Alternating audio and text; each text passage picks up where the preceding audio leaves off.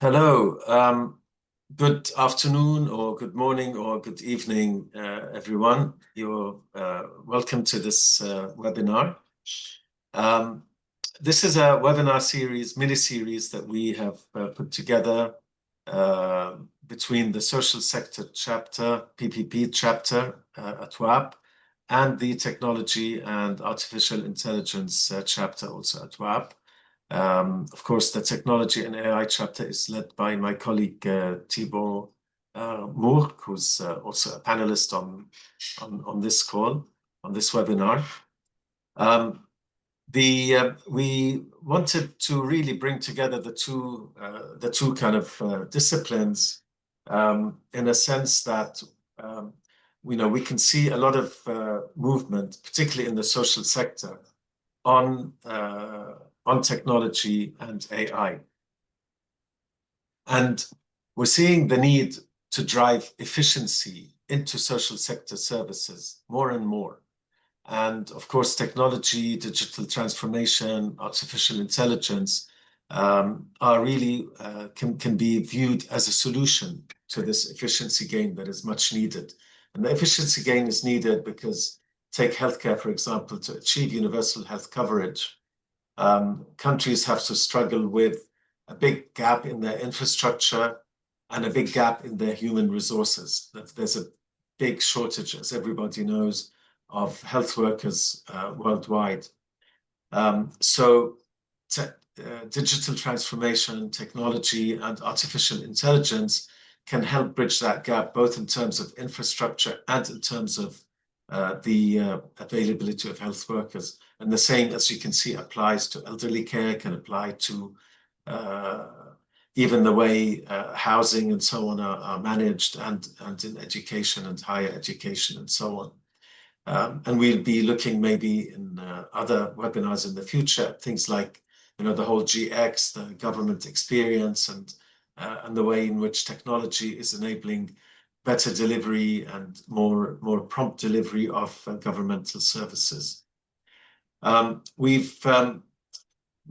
designed this mini webinar series between the leadership teams of the Social Sector PPP group and the Technology and AI.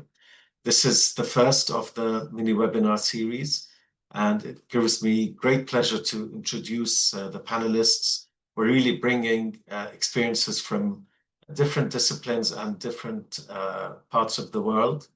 The way the webinar will be run today is that Thibaut will give an overview of AI and digital transformation, and then we're going to look at specific use cases that will be covered. And for this, Mariam Misfiwi Raja, Varun Goyal, I'm just looking at the sequence of appearance here on my screen, Ramil Levastre, if I got that pronunciation correctly, and Saqib is kind of coming up as my name, but it's Saqib Chowdhury. It's not another Nasser Masood on this call, Saqib Chowdhury. We'll ask each of them to introduce themselves briefly, and then we'll go straight into their individual presentations. So let's start with you, Thibaut. Thank you, Nasser. So my name is Thibaut Mourgue. I'm a PPP consultant, one of the founders of WAP, currently head of editorial board, and also that's why we are here, head of technology and AI chapter. So we are very, very pleased to host this joint session with the social sector chapter, and we're looking forward to the follow-up of this mini-series with the first event today. Fantastic, thank you. Mariam? Yes, hi everyone. Thank you, Nasser, for having me. So I'm Mariam Misfiwi Raja, and I'm a digital health adoption and stakeholder engagement specialist at Conceptualization, which is a company advising company specialized in PPP infrastructure in the social sector, including healthcare. And I'm a part of the AI and technology chapter leadership team. And before joining Conceptualization, I worked for the telco group Group Orange, where I led the strategic communication projects across 10 countries, mainly in Middle East and North Africa. And I've also been involved in doctoral research, where I focused on stakeholder dynamics for the adoption of digital health solution, more specifically, but I'll talk about it later, remote monitoring for chronic disease. So this is it. Thank you. Thank you. Dr. Varun Goyan?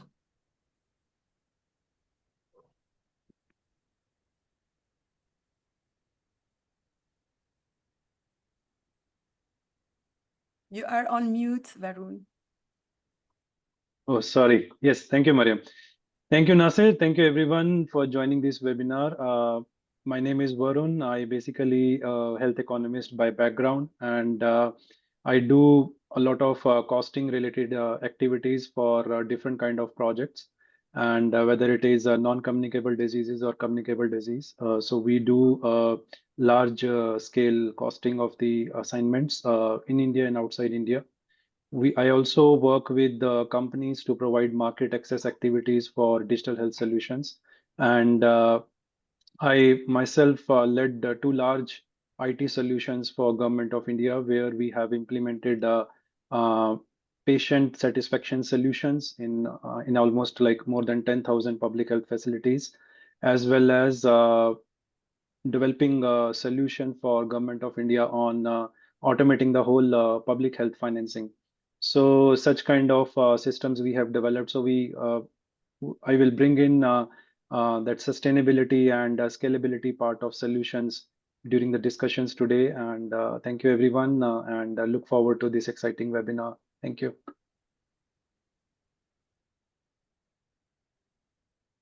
Thank you. Thank you, Varun. Sorry, I just got a message. Actually, some people went into the placeholder instead of coming into the call itself. So just was dealing with that. Next, we have Remy Levastre. Yes, Nasser, thank you very much. Hi, everyone.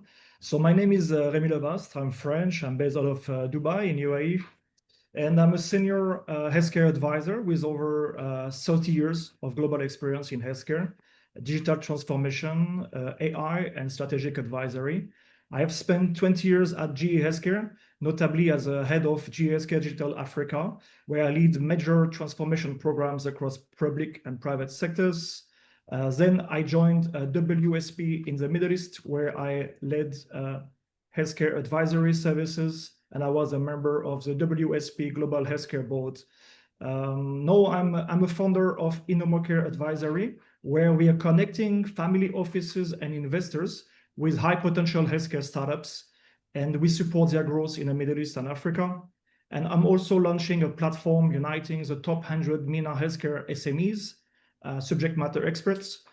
No, I'm currently also a chief strategy officer and a board member of Bodio, a French telehealth wellness company. Thank you very much. Thank you, Remy. And last but not least, Saqib Chowdhury. All right, good afternoon, everyone. My name is Saqib Chowdhury, and from a background perspective, I have over 25 years of experience in information technology. But for the past 10 years, I have been associated with the healthcare industry. I was the chief information officer for Johns Hopkins Aramco Healthcare. Prior to which I was the chief information security officer and head of digital innovation for Cleveland Clinic in Abu Dhabi. I have also have experience on the consulting side with Deloitte & Touche, both in the Middle East region as well as North American region. Glad to be here. Super. So as you can see, we're bringing different dimensions into this, and you'll see some kind of modern world type implementations that Saqib and to an extent Remy will give us, and some that are applicable in developing countries and low and middle income countries. So without further ado, I'd invite Thibaut to give us his presentation on technology and AI generally, and some applications in health.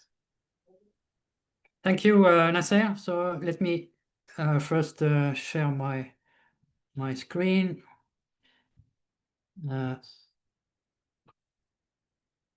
This should be it.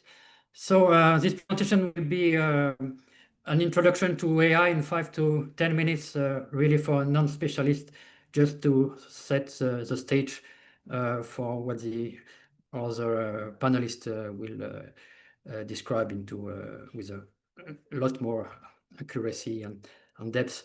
So I cannot go to. It seems that my screen is blocked.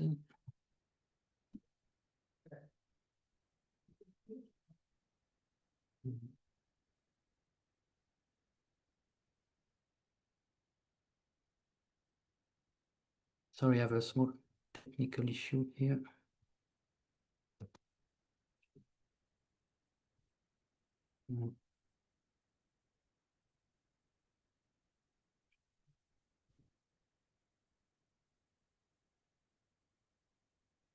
Okay.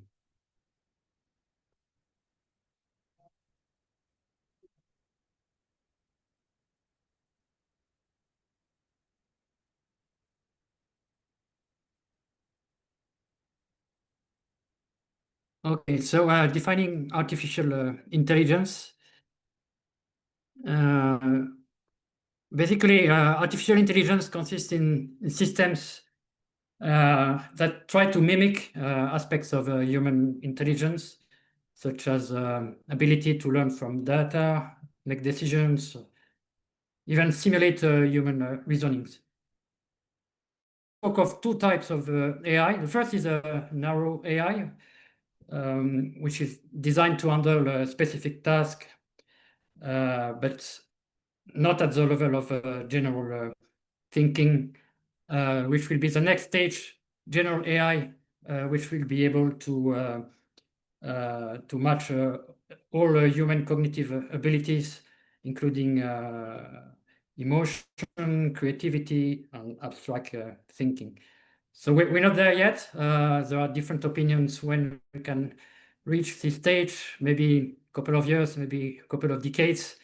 But anyway, AI is already very relevant for PPPs, as it allows to enhance efficiency and support the decision-making process in complex situation, and increase the capacity of and the speed of our responses to difficult situation. Now, AI has been around for some time. The word was coined first in 1956, but the development was a bit slow because it was limited by computing capacities. On first, it was limited to sequential processing. It's only in the 90s that the situation started to change drastically, especially with the apparition of graphic processing units. And already in 2017, we have new models such as a transformer model, which is used by most advanced AI systems today, which allows to address in parallel the different processes. But for the public at large, the mass diffusion of AI appeared 3 years ago with ChatGPT was launched on the market. And of course, AI has known a boom, exponential boom in the last 3 years, and it's not going to stop anytime soon. So what are the core AI technologies? First, you have machine learning, which allows to identify patterns without pre-programming. This allows predictive capabilities from those systems. You have natural data processing, which interpret images on videos, and you have computer visions, which allows to understand images and videos and generate this type of documents as well. So what AI can do today? First, AI can automate repetitive tasks, which frees up human workers for more meaningful roles. Second, prediction, because through the analysis of mountains of data, AI is able to assess and modelize the trends and understand, for instance, how traffic flows will evolve, or energy demand, or disease outbreak. So all sorts of interesting application.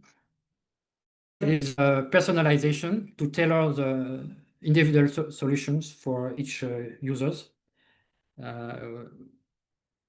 For instance, in social services, you can identify individual at risk before a crisis occurs, or you can tailor the system to your specific needs. And also, of course, it allows to processes a very large set of data and transform them into meaningful information.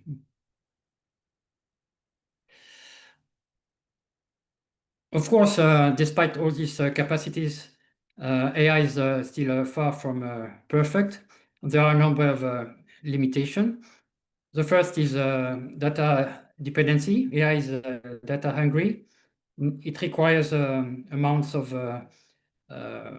high quality and unbiased data to perform well. And if data is skewed, the results can be misleading or even harmful. Second problem is limited interpretability and reliability. Data is a so-called black box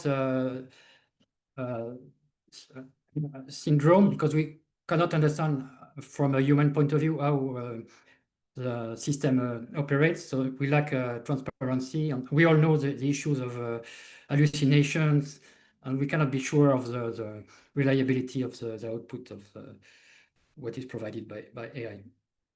Third issue is related to ethics because of potential bias, and also privacy concerns if not properly safeguarded. And finally, the issue of cost. AI systems require significant investment, especially in training, but also in infrastructure and long-term maintenance, which can be a barrier for a lot of agents and municipalities or developing world governments that are willing to take advantage of AI. So that being said, what are the risks when we apply AI to the PPP framework? Well, in the PPP context, you often have multiple stakeholders, government, private sector, civil society, with all different priorities. And if AI is introduced without clear governance, it can lead to opaque decision-making or reinforce inequalities. For instance, if a smart city project use AI to prioritize investment in infrastructure with the algorithm trained on biased data, it might neglect lower income neighborhoods, and this translates into a governance failure. So we have an ethical risk with potential bias which can erode public trust. In the context of health PPPs, this can be danger because of the privacy issues with medical data.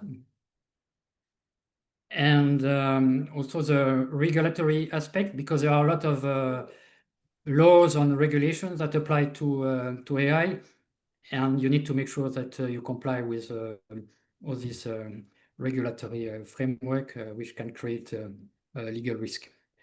So to mitigate those risks, you really need a clear governance framework and make sure that you get input from all stakeholders involved. Thibaut, can you put the presentation, can you put it in presentation mode? You just press the button down there, yeah. Thanks. Yeah, I will be able to show you every slide. Yeah, what are the upside of AI? I just mentioned the risk, but the opportunities are really enormous. In terms of innovation, AI can drive innovation by creating solutions tailored to the needs of the population, for instance, in public services, to reduce duplication and cut cost at the same quality level or even better.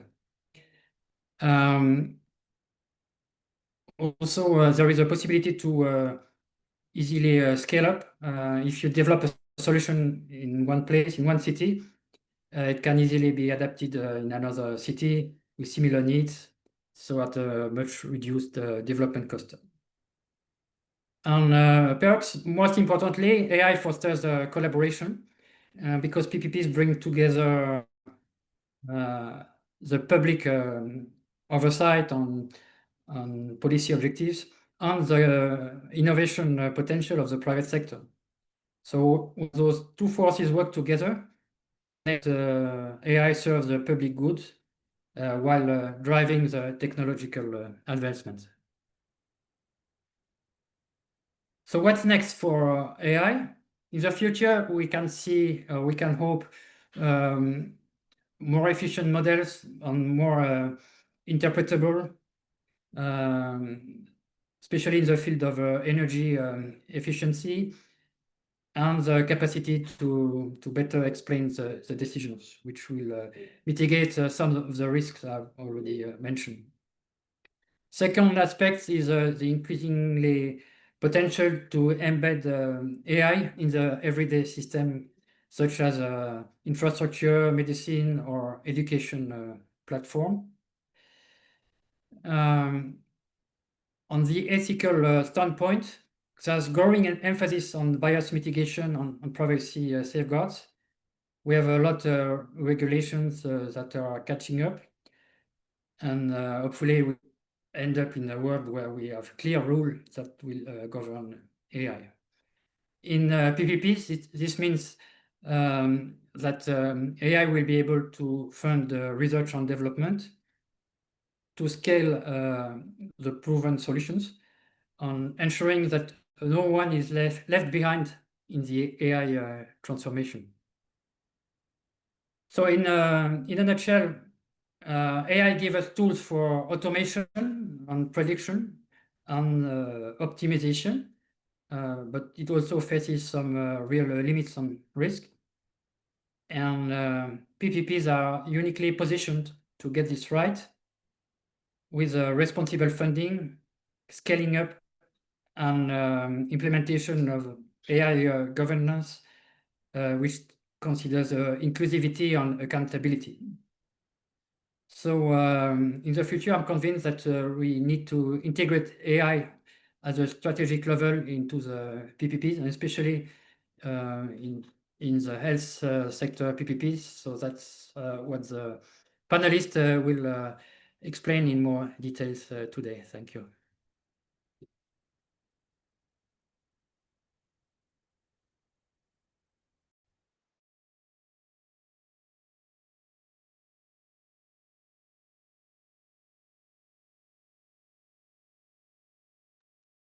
Super. Okay. Thank you for that, Thibaut. So hopefully that's given everybody a kind of an overview of what AI is. I mean, it's important really to understand that AI would not exist on its own if there wasn't the digitization. It kind of goes hand in hand. And if it wasn't for the accumulation of vast amounts of data and knowledge and repositories that AI can actually tap into to be able to intelligently formulate whatever we need the artificial intelligence tool to actually formulate.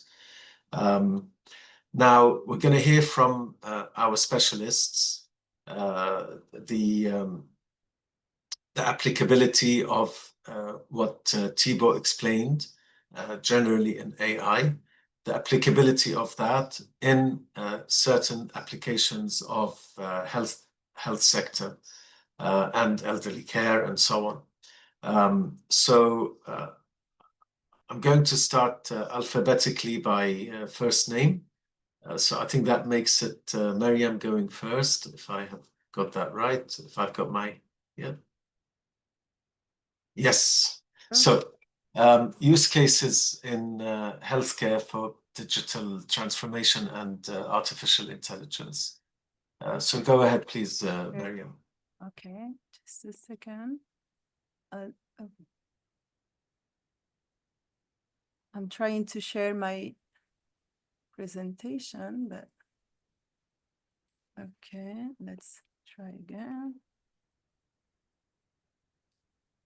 Oops. It was working earlier, sorry.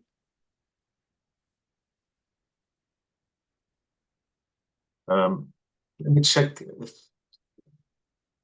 I'm supposed to give permission. Yeah, I don't know because I'm trying to share it, but we are without admin support, so I don't know how you do this. okay, maybe I got it. Okay, you're sharing. Okay, very good. Okay. Yeah. Just please go on. Yeah. It's excellent. Okay. Just a second, please. Sorry, there's like something not working, sorry. Oops.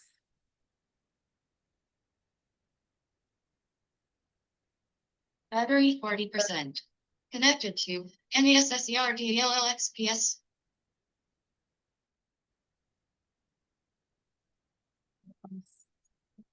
Okay, I'll try again.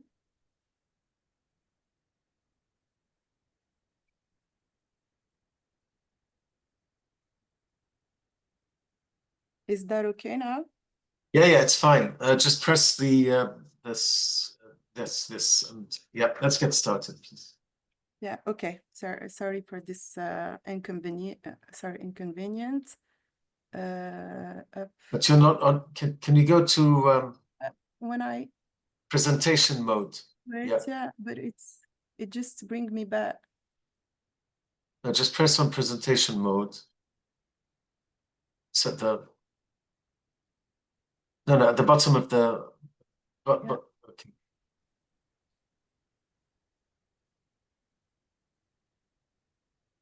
No, this is what I do, and then Yeah. Then you just press the down button. Oh. It brings me back.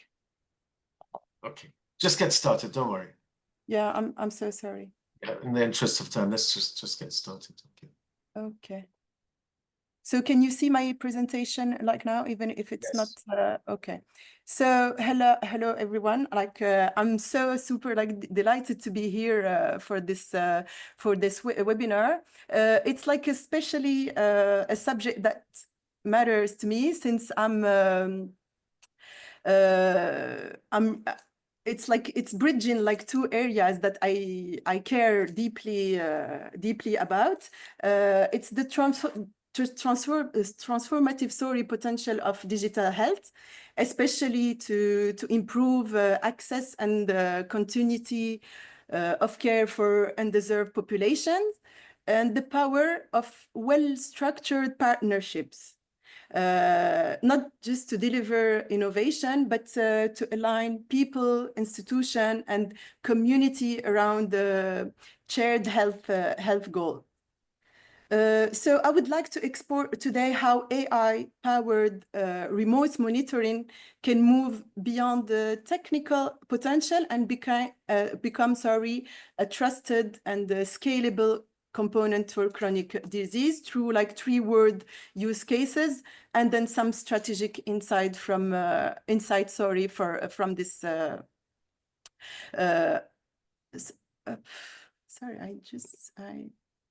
I don't know why it's not working. Why I can't go? Sorry, Just press down. Press on. I have an issue with my laptop, I guess. Okay, let's do this. Let's go to the next. Let's give you a chance to regroup. Let's move next to Remy, and then we'll come back to you, Mariam. Okay, we just don't want to lose time. Remy, are you ready to present? Yes. Yeah, So please go ahead. Let's do the most risky exercise of this event, sharing the screen. Seems like it. Let me know if you see my screen in a full.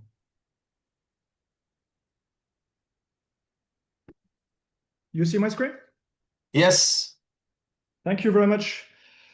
Thank you, Nasser. Thank you, everyone, to invite me in such a nice panel.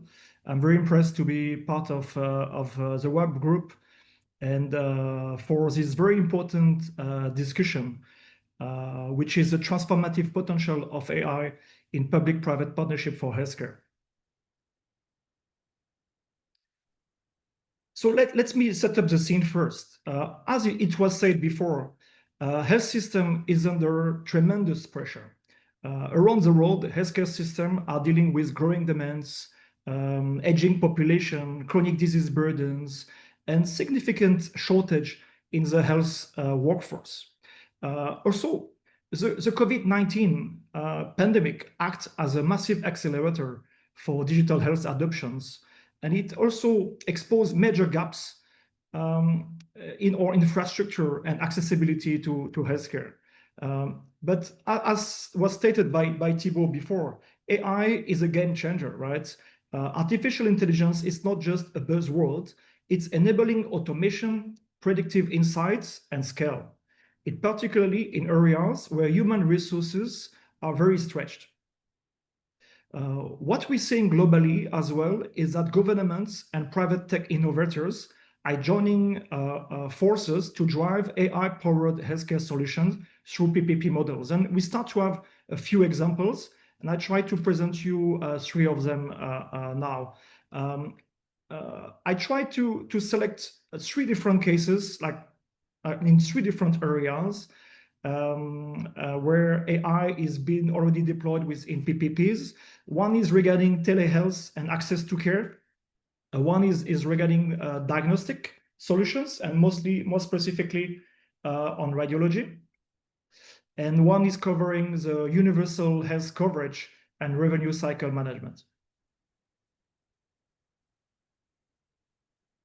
So let's go first to Rwanda. So in Rwanda, in 2020, the government partnered with Babylon Health to launch Babil. It's a pioneering public-private initiative to provide AI-powered digital primary care through mobile phones. The platform now serves over 2 million users, covering nearly 30% of the population of Rwanda. The patients are interacting with the AI chatbot for symptoms triage, then access consultation, but also prescriptions and lab referral by SMS. And this is without visiting a health center. This reduces, of course, pressure on health facilities that can be really having a large scarcity of healthcare facilities in rural environment mostly.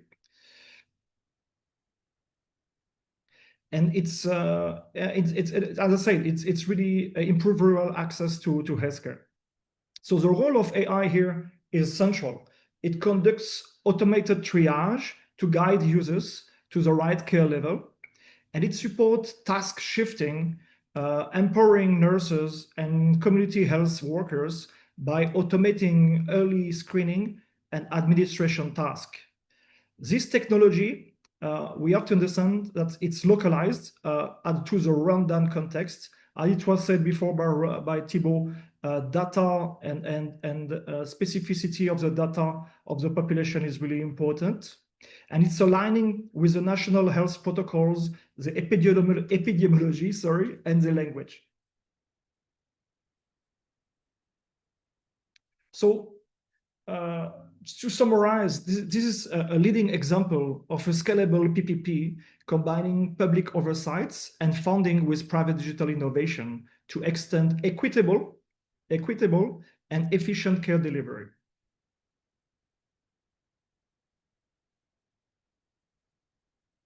Now, the second use case, we go to diagnostic domain, right? And it's a domain that's seeing incredible benefits from AI, and especially radiology. I took one of these examples from AI companies. It could be many of them, but this is a health tech company that is using AI to interpret chest X-ray for tuberculosis. That's one of the use case. And tuberculosis, or we say TB, okay, and also lung condition, is being used in projects in Kenya, Pakistan, India, Nigeria, but also in Europe, and also specifically in the UAE, for example, where I'm living. And I will talk about this later. Also in Southeast Asia was a few projects done, for example, in Vietnam.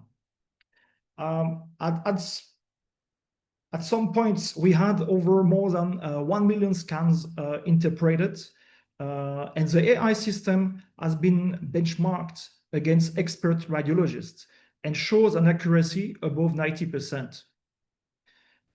This is significantly reducing the time between imaging and diagnosis, which is critical in early TB detection. Importantly, this addresses the chronic shortage of radiologists, especially in rural and underserved areas. Also, the lack of healthcare facilities, we mentioned that before in those areas. It enables mobile screening units to operate effectively with minimum specialist staff. AI can even identify other conditions like pneumonia and COVID-19, for example, which make it a multi-use tools. Now, what you need to understand is like often in developed countries, we say AI will not replace the doctors, it will support them. Here, it's even more, right? When you have 120 radiologists per million inhabitants in France, you have 2 to 10 radiologists per million inhabitants in some African countries. Here, AI is not replacing, it's duplicating. Instead of 5 radiologists, you have 5 plus AI. Let's say 25, right? AI become a multiplier. Even in UAE, this technology is now used to proceed the chest X-ray as part of the medical fitness checks for residency visas. This is another excellent example of government collaboration with private healthcare operators and AI medtech companies to scale critical diagnostic. The pictures here downstairs is in Kenya, where we have rural TB screening. Okay, let's move to a different country, more north, which is Estonia. One of my favorite countries in digital transformation, because Estonia is a global leader in digital government and e-health infrastructure. Estonia national e-health system is fully integrated. Citizens access their complete medical record using a digital ID. And all the prescriptions are digital, and the system is interoperable across providers. AI plays here more a back-end but powerful role here. It powers predictive analytics, as was mentioned by Thibault before, to detect trends, frauds, and system inefficiency. It supports automatic validation of insurance claims, reducing human error. AI enables here performance-based payments and smarter budgeting across the healthcare system. This is an hybrid PPP model, government-led, but open to private and tech providers and private financing. It shows how digital public goods can be sustainably built and governed. Estonia example is especially relevant for countries looking to build resilient and transparent system. In other words, if we want to all understand, AI is the best tool to go through large amount of data and identify duplicates, errors, etc. It can help to reduce costs in healthcare system for government and therefore create financial models for PPPs. And also with the rise of generative AI, the insurance claim business will soon know its revolution to reduce time for payment for hospitals. That could be a good win-win scenario also for PPP models. This kind of solutions is also start to duplicate in emerging markets. And for example, in Kenya, you start to have similar projects to be launched this year.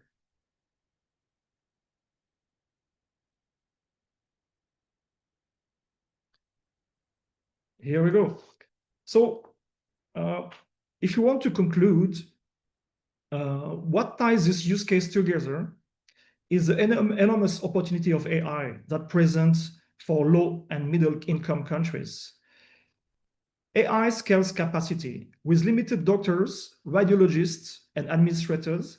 AI helps stretch the human workforce and reach more people. It drives affordability. AI reduces the cost per consultation, diagnosis of transactions, allowing governments to do more with tight budgets. It's improved equity from rural Rwanda to remote village in India. AI-powered mobile units and chatbots bringing care to those who previously had none. And it also strengthens resilience with predictive insights, real-time analytics, and digital records. System can be better handle shocks like pandemics. So again, if we want to have a takeaway, this is not just about technology. It's about equity, inclusion, and system transformation. If we want to close the healthcare access gap in low and middle income countries, AI-powered PPPs might be one of the most important tools. Thank you very much.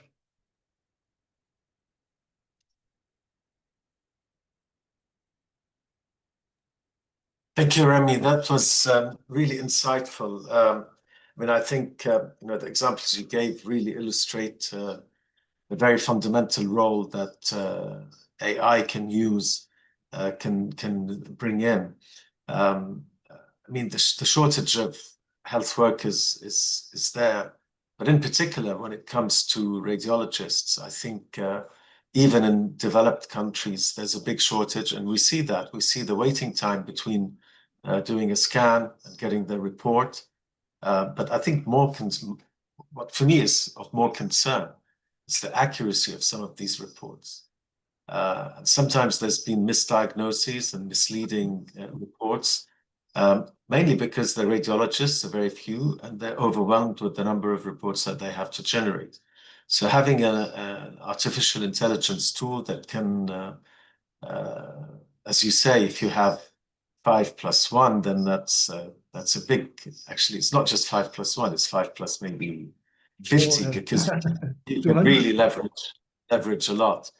And of course, there are many issues with that, which I'm sure we'll be exploring in due course, like interoperability and how medical equipment companies don't want others to have the competitive advantage by providing their data and so on. So thank you for that.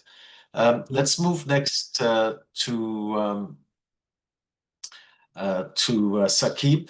Saqib, if you'd like to go next. Sure. So let me also give the sharing a try. Let's see how successful I will be in the first try. Let's see. Give me a moment, please.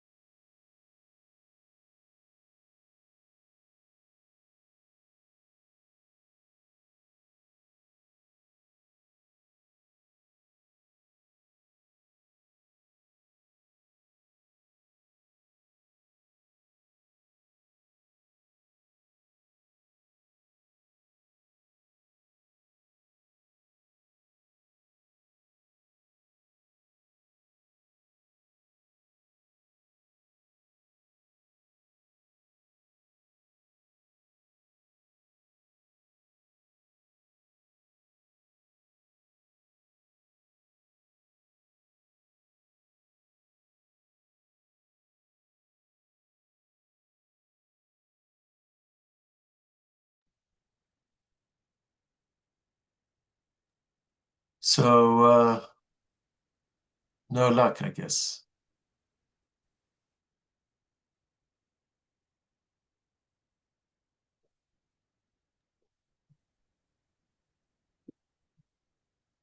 So Varun, you're going to present instead while Saqib sorts out? Sure. Yeah, please go ahead. Okay.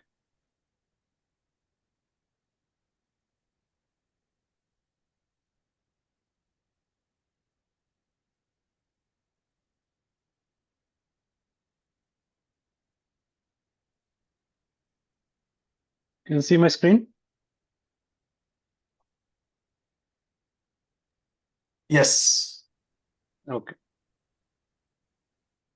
Thank you, everyone. Thank you for this great panel, and we would like to be discussing with you about the various aspects of AI in healthcare in short. So, as my previous colleague Thibu and Remy already touched upon the AI in general as well as in healthcare, I'll just go with some of the use cases of AI. Already Remy touched upon on the rationale or need for AI. So I'll just go with the what kind of areas where AI has been touched upon in uh, across the world. So AI has been used, as you know, in early detection of ailments. So there are a lot of solutions which are available for improving the early detection, whether it is cancer, cardiovascular, neurodegenerative disorders, or any kind of disease which is notorious and difficult to interpret on even the well solution MRI or CT scans. Uh, the the AI is certainly helping on such kind of solutions in early detection of ailments, particularly cancer in its early stages. Then we have improved. AI is certainly helping in improved decision making because we have clinical decision support systems powered by AI, where you have a lot of EHR data on which AI is running and giving the doctors, even the medical officers at the primary health center level, a better decision making for whether it is non-communicable or communicable diseases, which is helping the patients at the ground level for their early identification of disease as well as treatment. AI is all as like combining these first two, helping the doctor, facilitating in better treatment planning for the patients in early stages of the disease, which helps in improved or superior experience, I can say, for the patients, because it helps in patient better treatment, better their pain management, their early disease management, which gives them a better experience and their help like their overall healthcare experience is getting improved with the use of AI. And definitely there is an expanded access to different kind of medical services. Telehealth powered with AI is one of the example where we have triaging with the use of AI. And there are the two good solutions available where we are expanding access to health at the ground level, at the unserved population or the population which is like key populations in LMIC countries or in other middle income countries.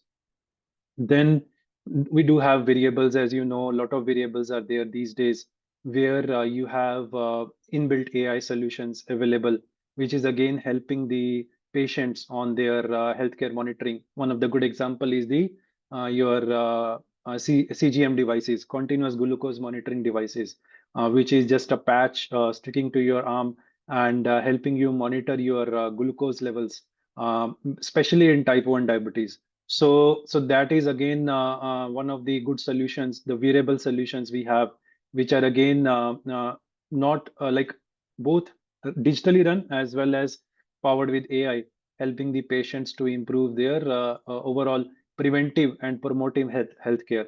Even the post-treatment care is getting better with these wearable devices.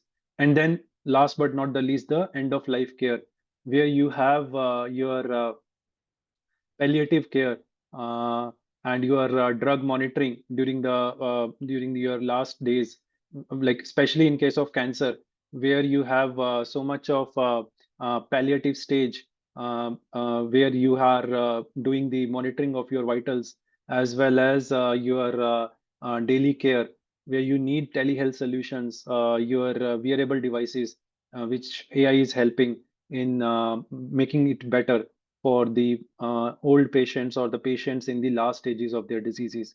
So these are just kind of a snapshot of what AI is doing in healthcare.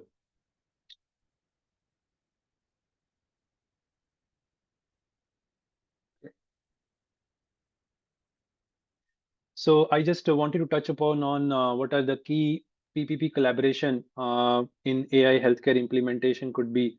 So one aspect is the research focused. So a collaboration between um, uh, institutions, education institutions, government, as well as the technology partners can lead to a lot of AI-driven medical research, which can help further in developing a lot of either the good AI models for different aspects, as well as overall like making the health AI use in healthcare better way with a lot of ethical considerations and different aspects to it.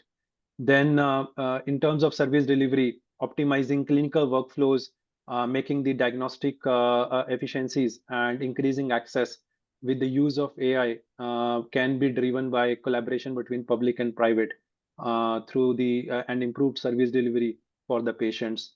Then the digital infrastructure, like the cloud infrastructure, plus cloud infrastructure with AI inbuilt solutions can help the small technology companies to use such solutions and do the AI models for different kind of systems in healthcare. That is again where PPP collaborations can happen in digital infrastructure space. Then population health management, the predictive analytics, which can be run using the epidemiological data and because that was the one which was mainly used in COVID scenario, where you were using the on-ground data, running the analytics on it and making the predictions for targeted approach of health system service delivery. So there also a lot of collaboration scenarios are visible between the public and private. Then we have hybrid risk sharing kind of a model uh, where you have financial, operational, and implementation risk equally distributed between public and private, and you are running and you are developing something in a sustainable form over a phased approach, starting with the less complex to more complex clinical solutions using the AI. So these are some of the areas where PPP collaborations can happen in AI healthcare implementation. I'll touch upon two important cases related to diagnosis or the screening. One is implemented in India using the thermal imaging in Punjab state, where you have uh, Nirmay thermalytics technology. You can see here, this was a camera adjusted to the pod, and it has a solution which can thermally scan the breast. And you can see here the lumps which has been identified in the breast. So it's a non-invasive radiation-free thermal imaging technology with more than 90% sensitivity. And it was implemented for the women under 50 years of age with a dense breast fatty tissue, or you can say the subcutaneous tissue, the large amount of tissue. So there are some specific cases where it was used. It was deployed in 183 sites across all Punjab, all districts on this particular state, and approximately 15,000 women were screened over a period of 1 year. And it was a decentralized mechanism to reach out to the population through the frontline workers, which we call ASHA workers in India, and it was totally an outreach program using the mobile vans. In this, the government was mainly providing support on the infrastructure, providing the infrastructure to conduct those screening, driving the whole policy, and the mobilization of the workforce to run this program. The technology partner was nearby. The Roche Pharma was doing the whole implementation, managing the training and awareness of the ground staff, the frontline workers, and then the whole patient tracking and referral management. So once the women were screened, they were directly linked with the higher institutes for further confirmed diagnosis and treatment. So as per the published data, the screening cost was around $5 to $7 per test, which is comparable against the mammography, which was for $50 to $100 in India. The mammography is kind of initial diagnosis in breast cancer, the first level of diagnosis in breast cancer, and it results into early detection, which reduce the treatment cost by up to 60%, because early detection, because most of in case of breast cancer, late representation is very frequent, especially in triple negative breast cancer. So it definitely resulted into significant savings for the public exchequer as well as the patient. The implementation was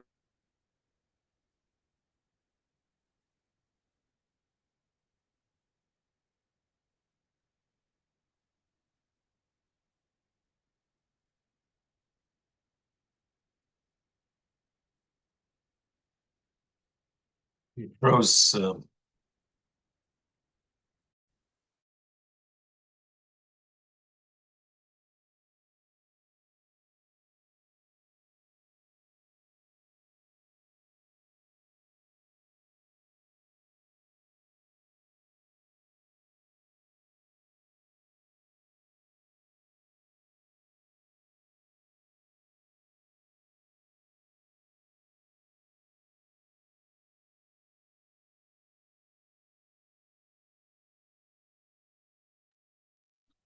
sorry, Varun, you there was a power. Yeah. was about okay. I thought it was. I wasn't sure if it was my side or yours. Okay, okay. Yeah. So there is some and all, one or other issue is happening. So mine is It's not been a no. technical free ride. Okay, if Yes. we can just try and get to try to summarize quickly in the next slides Yeah. because we've lost time. Yeah. Have 25 Okay. minutes to. So yeah, sure. So I hope my screen is visible, and so it basically resulted into a lot of like there was a 3 times high detection rate versus the clinical exams, which are usually going on as per the routine flow, and there was a 87% compliance. Once the patients were identified with the screened and they were found positive, then it was 87% compliance achieved with this. The next, I'll go to Kenya to show you another program, which was again a very good technology. They were using a mobile app to screen eyes, and so the app was called Peak Acuity. And they were using the smartphone based screening, and which was giving around 94% accuracy, and it was directly linked with the SMS reminders to the patient, so that there is no loss to follow up, and the loss to follow up rate was reduced by 40%. It is currently active in 7 counties in Kenya, and covering around 5.3 million people. And again, there is a multi-tier approach here, going to the ground level, schools, communities, to identify the high risk cases, and linking them with the referral system for further treatment.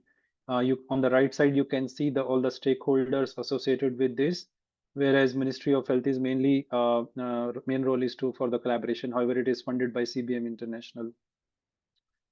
On the cost effectiveness side, again, this model showed a very good cost effectiveness, where we have around 50.5 cost per person as compared to $6 to $8 in traditional method. And there is a huge cost saving for the hospital as well as for the patient in this. And it was 6 times lower cost per completed referral, going from the ground to the top and completing the treatment. So it was 6 times less cost. So till now, 1.8 million people screened with the identification of 320,000 plus who are connected to the care system. And so it is a good referral compliance rate is this model, and there is overall 40% reduction in the childhood vision impairment in this wherever the target count is. So according to me, the way forward for AI, and especially AI and government, where both can work, is one is the federated learn. This is little technical language where we are talking about the federated learning architectures, that the stakeholders, they don't have to share their patient data. It's that they have to share their model parameters, so that it's more collaborative in nature, and they can address a lot of issues related to the non training of the AI models.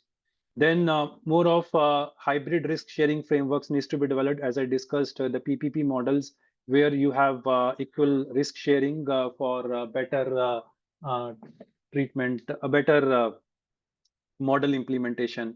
Then definitely there should be, we should use global interoperability standards in this, which are like the systems which can talk to each other. They should be completely interoperable. And right now there are a lot of standards are coming, like OMOP model. Then we have FHIR model. So there are different kind of models available, which results into cross-border AI validation. So these standards we need to adopt as part of the PPP models. Then, as I mentioned, the cloud-based solutions, they should have more and more cloud-based solutions should have AI inbuilt technology available, so that it can be used by even the low-cost like smaller companies in the remotest areas, in tier 2, tier 3 areas, so that it can reduce their infrastructure cost to develop the AI solutions by 40 to 60%. And last but not the least, definitely these federated platforms is going to bridge the urban-rural gap between the usage of AI solutions. And this is happening in India with this TERH model, which we are doing in Andhra Pradesh state in India, where they are implementing something on telehealth with the use of AI, with the collaboration between government agency and the private, and trying to figure out how they can develop a structure which can be scalable across other states in India. So these are certain way forward strategies, according to me, which we should be adopting for better AI solutions in healthcare, and with the collaboration between government and private. Thank you, Nasir. Thank you, everyone. Arun, that was really an incredible set of use cases. Thank you very much for bringing them to this webinar. And I think you know, the struggle that many countries will be facing in terms of meeting the SDGs, the universal health coverage. I mean, we can see how you know, using digital technologies and using AI can really help to bridge that. Okay, let's go back to Mariam. Hopefully this time you can share the screen successfully. I hope it's gonna work. I was like trying, so I think.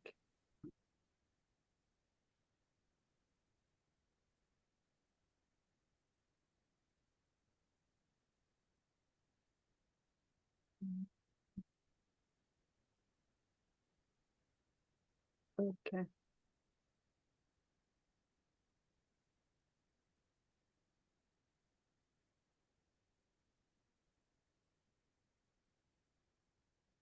Is that okay now?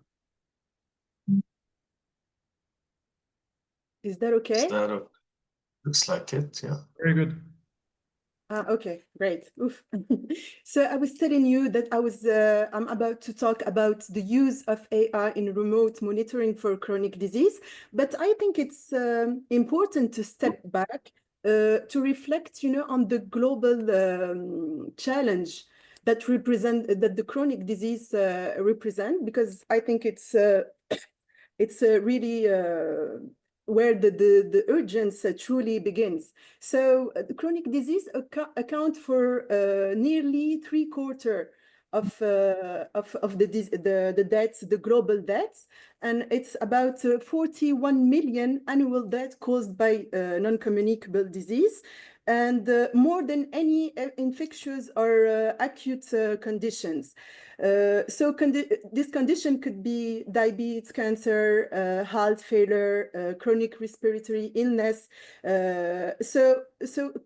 But what makes it like even like touchy, it's that it puts this the patient like in this vicious cycle, what I call like vicious cycle of chronic illness, because they start having like, if they have late diagnosis and with limited access to care, and then they have like a poor treatment adherence of medication, avoidable hospitalization and financial burden. And what makes it, as I was saying, worse, it's that many of these diseases or condition can be manageable if they are caught early on and monitored consistently. So that's where AI-powered remote monitoring comes in. And there is some studies that shows that up to 70% of chronic patients could benefit from remote care models, not just to reduce hospital visits, but also to ensure timely interventions and better adherence and the patient empowerment through the patient education. So it was important to share this element about the chronic disease before explaining why I choose as well to talk about the use case of the case of AI in remote care. So this you can see in this slide the six main use cases that are widely acknowledged in the field, which is like analytics, resource allocation, operational efficiency, intervention, remote monitoring, and digital consultation. So I chose the remote care because of what I just explained about the challenge of chronic disease, and then. But let's talk about what mean AI-enabled remote monitoring in the context specifically of chronic disease. So here, like AI, it's not just like a buzzword because everyone is talking about AI this those last day, but it's from AI can be used like from real time. Sorry. Can be used like from real-time vital sign tracking to predictive analytics and early deterioration detection. So this is why like it's this use of AI is transforming the digital health system. And then I was telling you that AI can be used like in the context of chronic disease in different way. It can provide continuous data processing, AI, because AI can ingest in real time data from wearables and connected devices like blood pressure monitors, heart rate sensors, SPO trackers. I was looking at SPO. Well, I know in French it's saturation, pulse, and oxygen to measure the oxygen saturation, or glucose meters. And it filters out, it can also filters out noises, ensure clinical grade accuracy, and detects anomaly as they happen, allowing then earlier intervention and fewer missed red flag.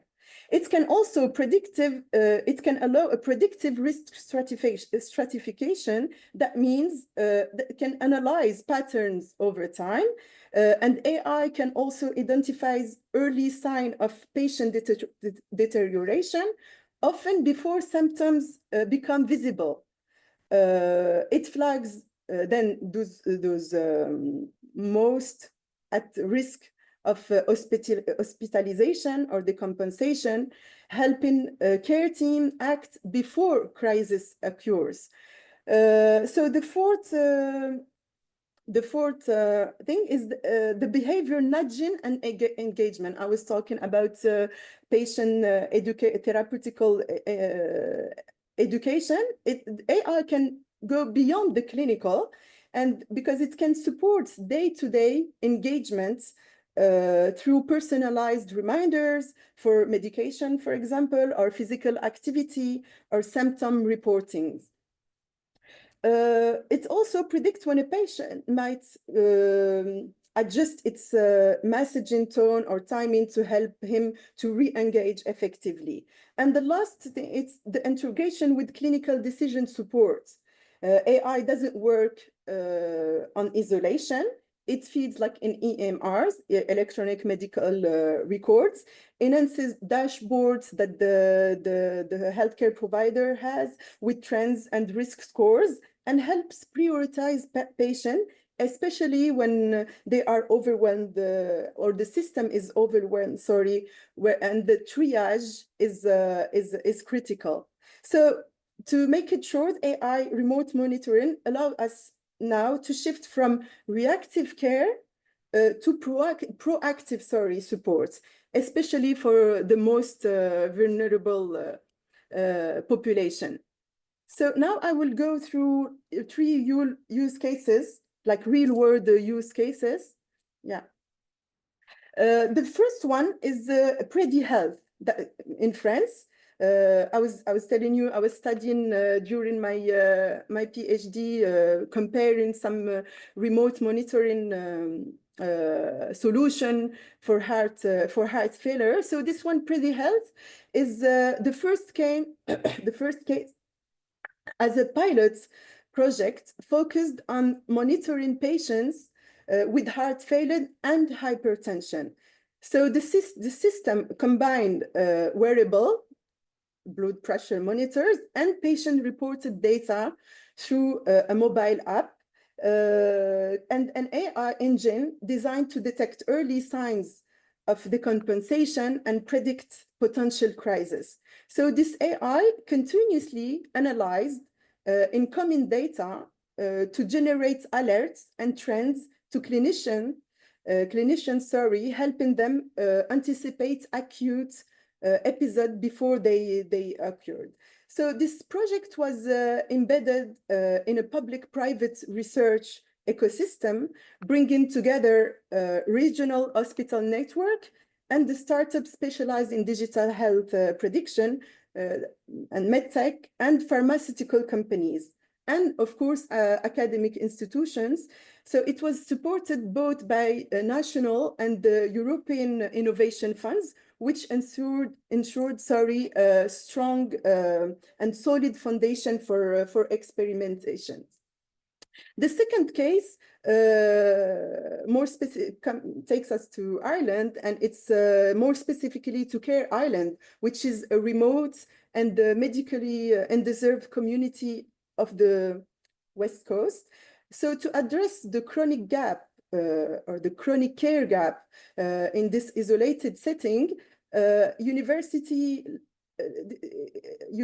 led this initiative that was launched that launched a virtual hospital model. So it was led by this university named Galway in partnership with the CURAM, which is a research center for medical device, and Ireland's Medical Device Center, the National Health Service, and Cisco as a technology partner. So this project focused on patients living with chronic heart and respiratory conditions, such chronic COPD, chronic obstructive pulmonary disease, and heart failure.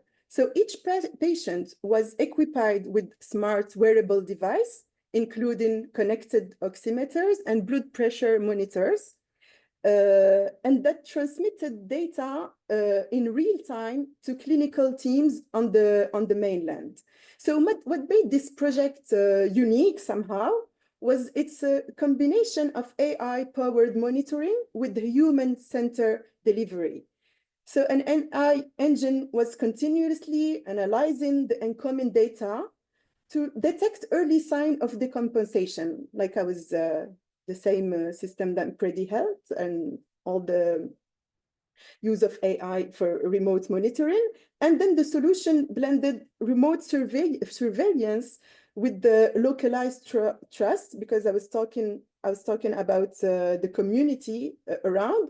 So it's a kind of a hybrid model tailored to both the social reality of this population and clinical needs of this island. The public-private setup was structured as a multi-stakeholder pilot involving the public health authority and academia, the university, and Cisco as a tech provider and integration partner. And the last case comes from USA, and it's Omada Health, one of the most widely deployed digital chronic care platform in the country.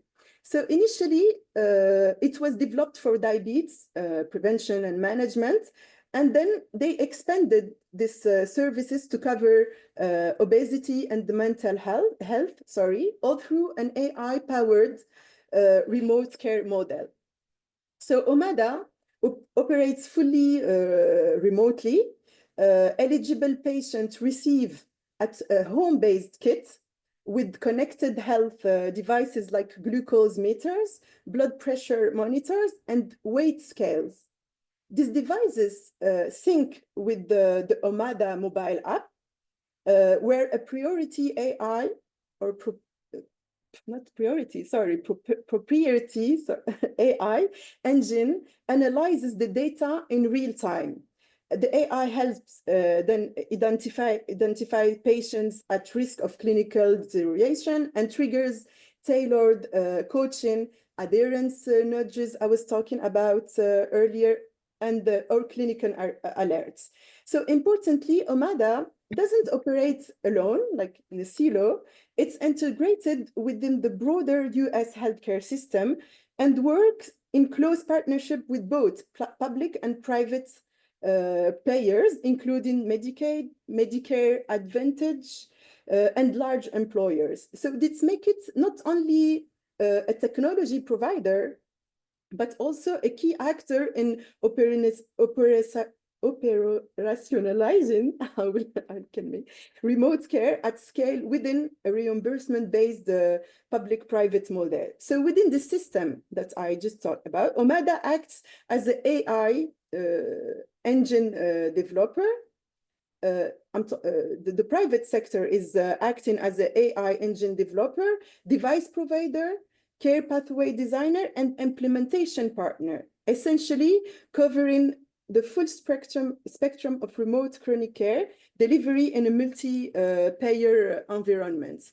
So I did like in a separate slide to take a moment on what worked and what didn't work across these three remote monitoring initiatives, which we just reviewed. So for the first case, PrediHealth in France, the success of this solution was largely driven by a strong ecosystem alignment between public hospitals, medtech startups, and the academic researchers. From the outset, the project was built as a collaborative public-private initiative, which enabled co-design, experimentation, and workflow alignments. So another key strength was the technological integration.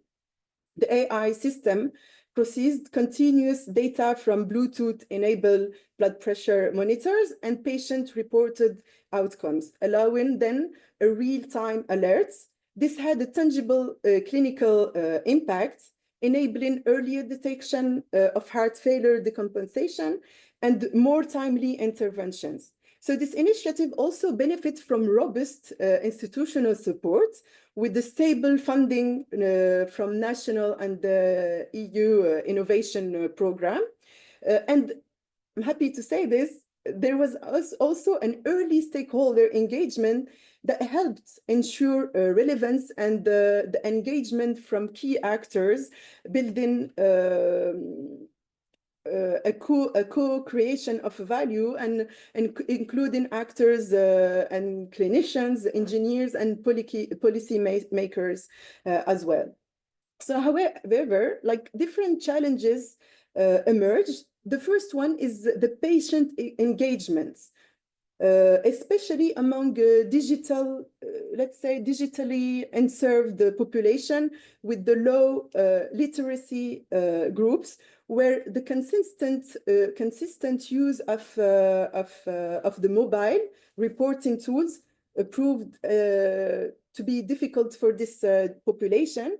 And the second challenge was the data interoperability. That was like a really important barrier. So the lack of seamless data exchange between health system and private sector platforms created a lot of friction, and particularly when they were trying to consolidate patient data for coordinated action. And the last challenge was to scale this initiative. So without a national data governance framework or streamlined procurement pathways, the pilot struggled to expand beyond its initial region.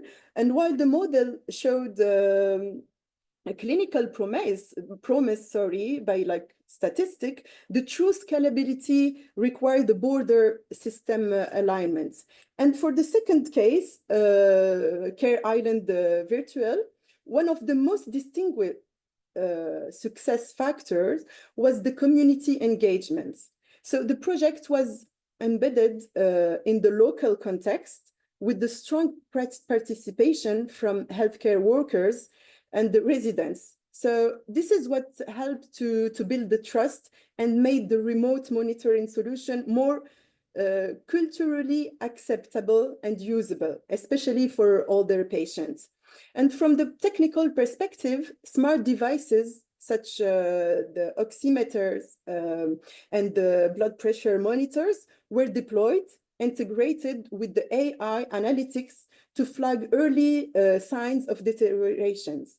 So this technological integration enabled timely clinical decision, even in remote environments. And this initiative also reflected a powerful public-private partnership model led by the University of Galway and involving the Irish Health Services and Cisco. It brought together academic, clinical, and technological expertise, reinforcing legitimacy and implementation strength. So on the challenge side, infrastructural limitation posed a real problem as well. Connectivity gaps disrupted real-time data flow, and digital literacy among some residents required additional training support. We can notice that it's the same challenge for the first case, case. And lastly, the sustainability was as well a question, because the pilot was largely donor-funded, and without a long-term financial model or policy mandate, the pathway to permanent deployment remained uncertain. I will now try to go quickly for the lesson that we can keep from this three cases from France, Ireland, and United States. So we saw that each project leveraged AI for remote monitoring, from early warning and predictive alerts. But in all three cases, the technology was not mature, enough and effective. So again, the technology, and then we noticed it in different cases, that the technology, it's not the only limiting factor. So the biggest issue, let's say, comes from system readiness, whether the health system can absorb, sustain, and scale the innovation. This required aligned roles, clear care pathways, and governance structures that can support real integration. But even the most advanced technology and most ready system can fail without trust. Trust from patient or providers and or founders. So and trust doesn't happen overnight. It needs early and strategic and the intention to engage the stakeholder in early on. So the stakeholder engagement, it's not just a support function, it's a strategic design lever, and it helps surface potential friction early, align goals, and build shared ownership before sometimes before even deployment begins. So what these three cases tell us, that, and I like this conclusion, that there is no trust. If there is no trust, there is no adoption, even with the best algorithm that we can have. If there is no alignment, there is no scale, even with the generous funding. And if there is no local fits, there is no impact, even with the strong intentions. So I would like to ask this question, that how and what would it look like to design a remote monitoring model with this principle built in from day one? So this is, I think we don't have enough time. So this is something that we can I can present next time, because this session was meant to explore what exists and what we can learn from real world cases of AI in remote monitoring for chronic disease. Nasser, is it? Do I still have some time, or should I? No, I think we're good. So thank you for that, and for really sowing the seed for what we will be covering in the next of this mini webinar series. I think what we wanted to show this particular webinar are the different use cases, and in the next one, and like we were saying, we'll be looking at the kind of applicability of these and the challenges and so on that they pose, and perhaps come up with some, as you say, models for how public-private partnerships can be used to implement this. So thank you very much, Mariam. We'll swiftly move to Saqib. I'm conscious we've overrun on time, but we have had a lot of technical issues on this one. So please excuse us for overrunning. Saqib, the stage is yours. Please go ahead. Please let me know when you're able to see my presentation. We can see if, yeah, and you're sharing. Well, it says I'm sharing, but in reality, you're sharing. Okay, go ahead. Perfect. So I'm going to be respectful of everybody's time, and we'll try to go through as quickly as I can. I wanted to start us off with giving you a glimpse into one of the very tangible futures that we're currently, from a technology perspective, currently in the process of building. And what you see in the picture is not a clinic, it's not a hospital, it's actually patients in the comfort of their home, surrounded by healthcare or ecosystem of healthcare, which is seamless, which is continuous, and which is deeply integrated in patients' everyday life. If you notice, you have patients, so wearable devices that are continuously monitoring the telemetry of the patients. You have robots that are assisting the patient with mobility.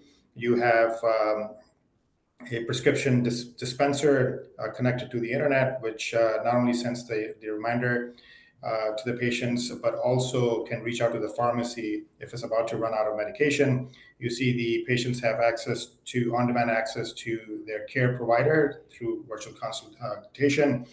And then on top of all of this, the controlling the ecosystem is your artificial intelligence, which is taking up all the telemetry data generated, continuously analyzing, and then giving prescriptive and preventative recommendations to both the patient as well as to their care provider.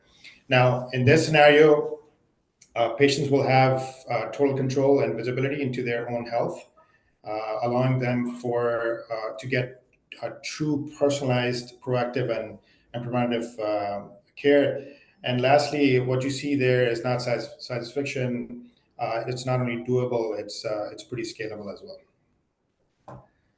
Quickly, wanted to dive into return on investment.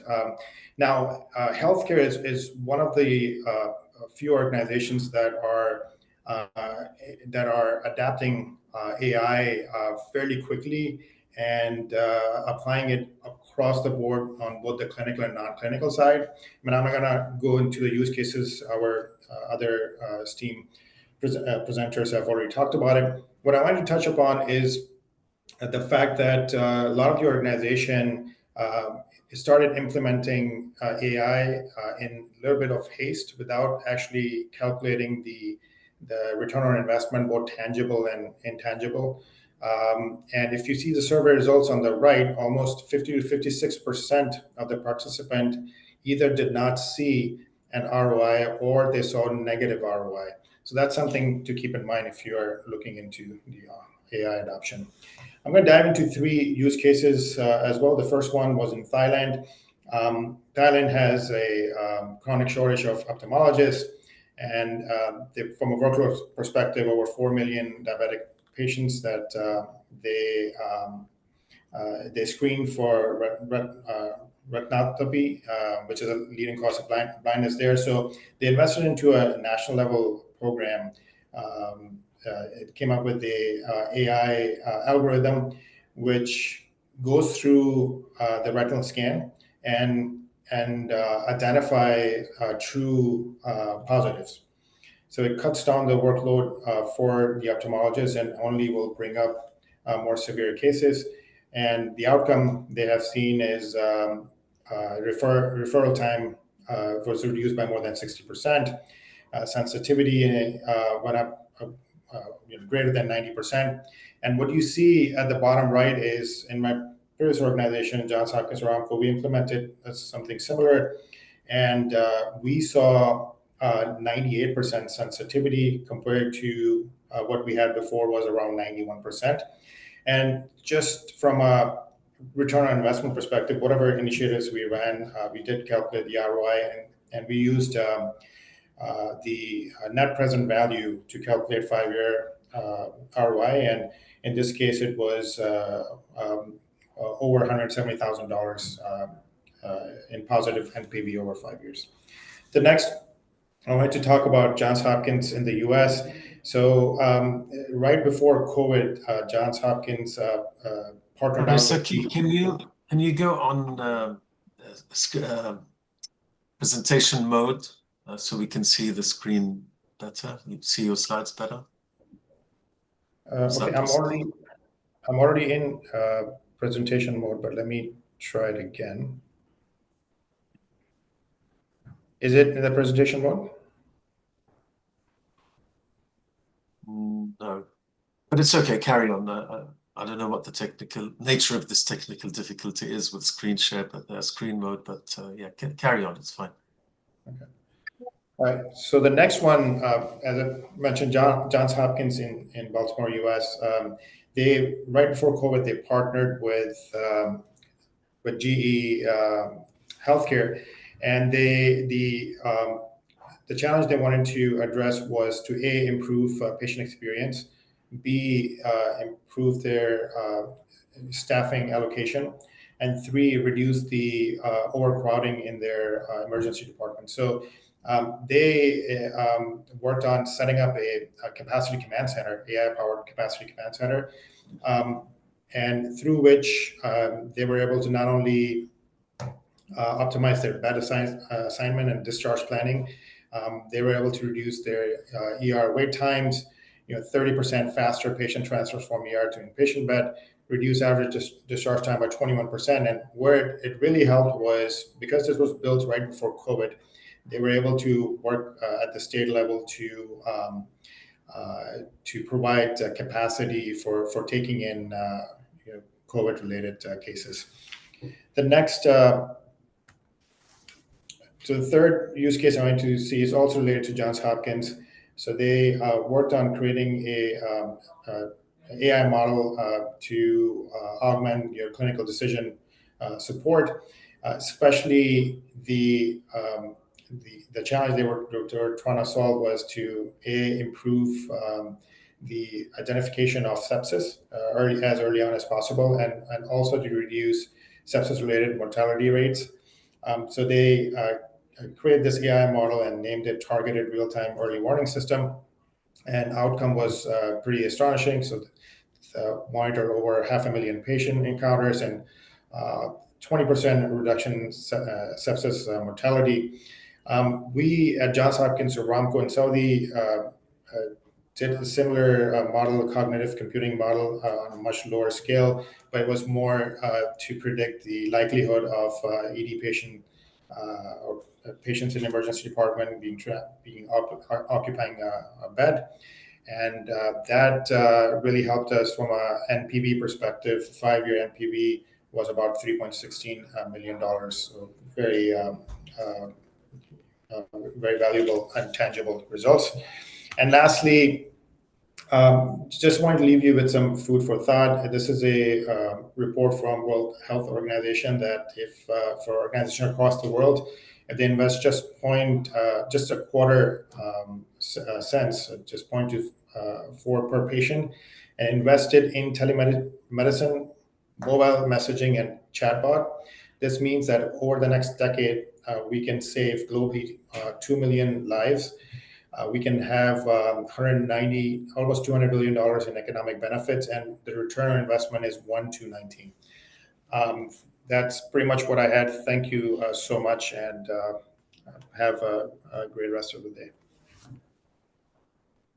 Thank you for that, Saqib. And I think it was really useful to have examples from you of where efficiency gain is happening in the clinical processes themselves, because obviously if we can get more efficiency from the health workers, then they have more time to actually see patients and deal with patients and so on.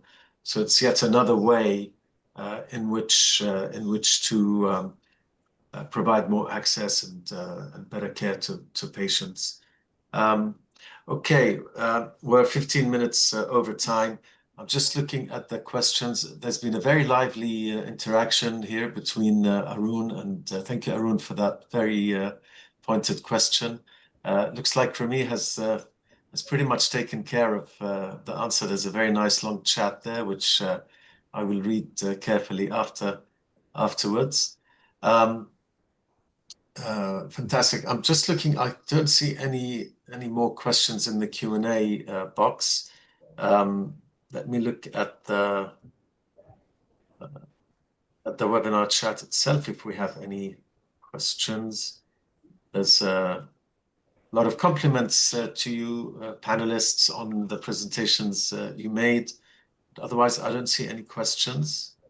Let's just give 1 or 2 minutes if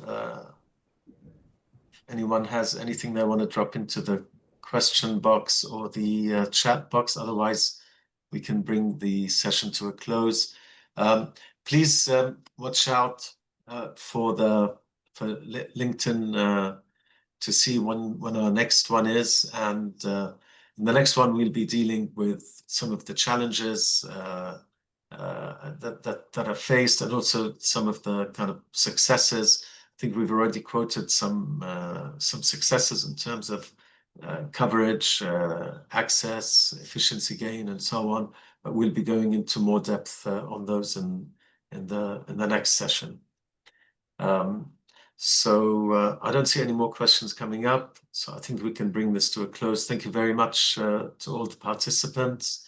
And if the panelists can just stay on for a bit afterwards, so don't log out yet, the panelists, but we'll ask the participants to leave now. Thank you very much.